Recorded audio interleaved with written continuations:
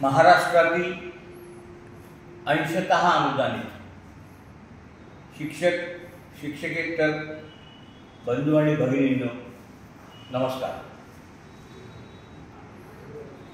गेल्या 3 कॅबिनेट झाल्या।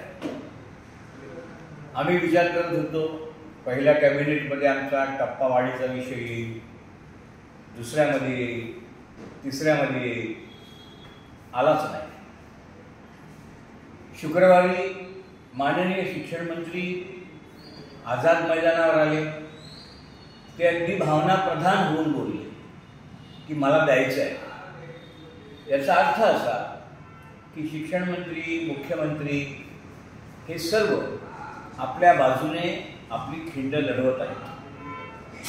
त्यांनी सांगितलं की येत्या सोमवारी मी हा विषय कॅबिनेटमध्ये कुठल्याही परिस्थितीत आणतो, म्हणजे सोमवारी जी कॅबिनेट होईल, सोमवारी नाही झाली तर मंगळवारी होईल, परंतु हा विषय येईल याची खात्री मला देखील आहे।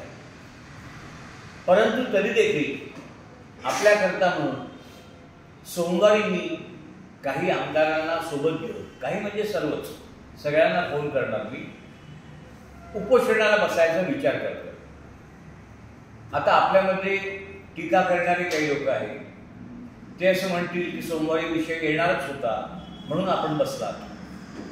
असं नाही, मी तळमळ म्हणून बसतोय, बसलं पाहिजे म्हणून बसतोय, सोमवारी विषय यावाच म्हणून बसतोय।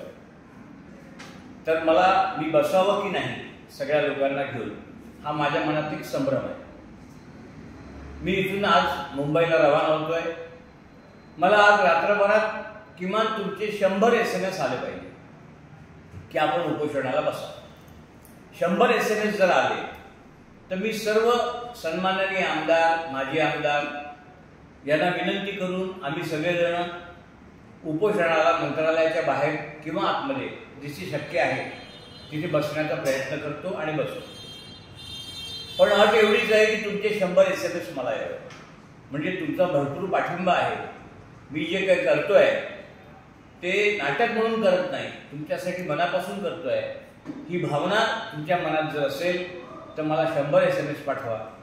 माझा नंबर 9422870620।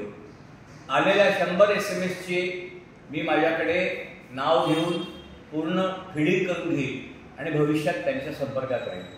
तुर्तास एवढेच, तुम्ही फक्त पाठीवर हात ठेवून लढ म्हणा, मी लढतोय। धन्यवाद।